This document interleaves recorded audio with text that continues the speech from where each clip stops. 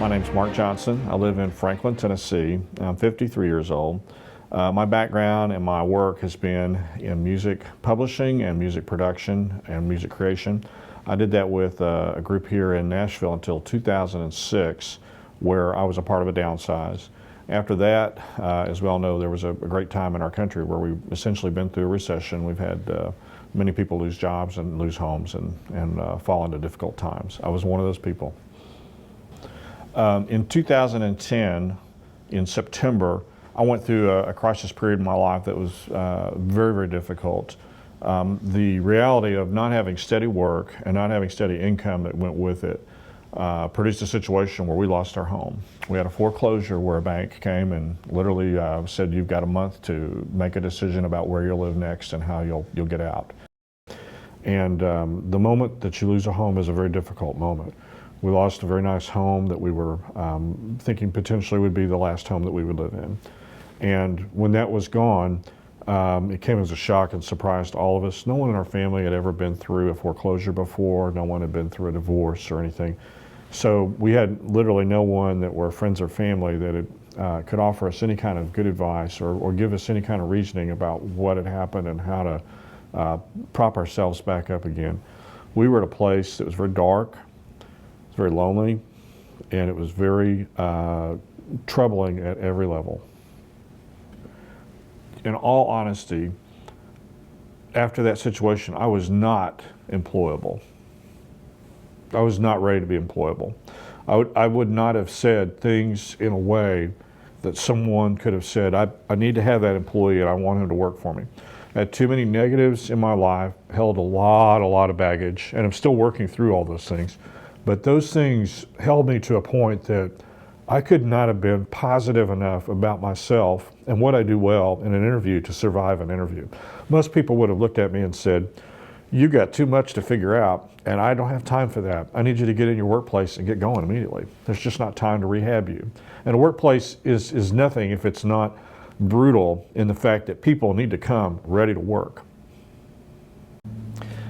When we understood clearly that we were going to have to leave our home and that we would have to move and change literally everything about our life, we were very overwhelmed. The place that we went first was to our church, where we met with the minister there that counseled with us. And from that point, we were referred to Royce Harrell, who he knew as a good friend and as a person that had counseled other people that were in similar situations. When we were referred to Royce, probably the most important quality that he brought to us, in addition to listening, caring, and being empathetic and so forth, was that he had had enormous experiences in the work world and in life. And he was able to help us in what essentially was crisis management for us. We lost our home. We're about to have to move. We had one child in college and another one starting. We had a whole lot of things to not think about very long and act on quickly. So to be able to do that, we needed someone to just help us take first steps, get from point A to point B, and then later B and C and C and D. But we had to be able to be enabled and feel confident to take first steps, and that was what was important.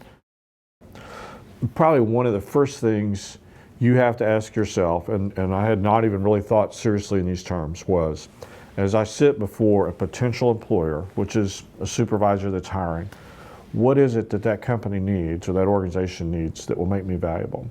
How do I know what those things are that I do that fit that? And then, most importantly, how am I going to express that to that person? How can I let them know, without a shadow of a doubt, you have a company that needs me, I have traits that you will want once you see them, and we're a great fit together. That matching is what's crucial about Royce's counseling. That's going to help everyone know really quickly, am I suited or am I not, and how to portray that as we meet potential employers. In working at my former workplace, I was able to help people in publishing and in music and enable them to have their products put out and so forth like that.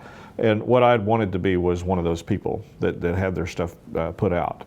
And what I found out was that through the coaching with Royce, I had enormous skills that were in the administrative, office, fulfillment, workforce area that were very valuable for a lot of other different jobs too. And what I did there was I broadened my vision of how I could be valuable to other companies outside of just music. Music didn't have to be the solution for me. And that helped me enormously to realize how my financial needs could be met for my family while still using these core skills that I had. Prior to meeting Royce, my last interview was in 1996. So I was a dinosaur as far as interviews and interview techniques and learning how to prepare yourself for interviews. I would have thought that I was confident and able to survive any kind of a conversation in depth about my future.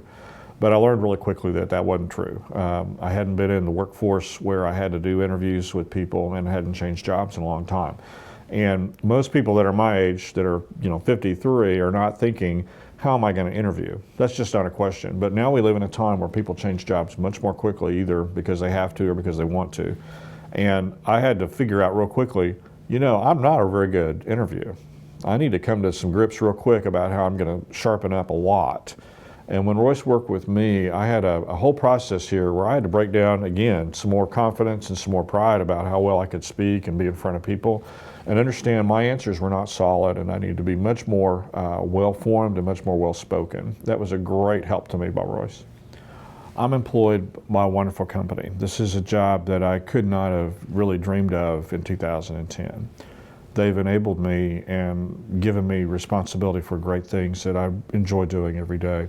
So to be where I am now is a wonderful gift from God and from the people that hired me. You have to think in the game of chess several steps ahead. So where would I be in 2014 and 15 and 20 and so on like that? And the answer really isn't extremely solid for me because I'm still in the media and entertainment field, which is changing all the time. But I feel like I'm in a place now where I can at least know that I have a handle on what my skills are or which ones are developing, which ones could translate to another field if I had to change jobs again. I certainly hope not, but if I had to. And I know that there's a confidence there from being able to interact with that employer that has really propelled me on, that would be essential for anyone else I talk to in the future. And this is what's probably happening with our workforce today is where people are, used to have lifetime jobs or jobs of 10 or 20 years. They're literally shrunken into a much smaller time frame now. So the question I would have for anyone reviewing their work with Royce and being coached is, are you ready for all the changes that will continue to come? Because I wasn't ready for any changes in my life. I thought I would do the same thing from beginning to end without any change. And now the question is, are you ready for all the changes that are coming? Because I have to realize at this point, your life is going to be full of changes. And it could be many more and much more dramatic even than the ones I've experienced. And the answer is, I think I am ready for more changes. I like that.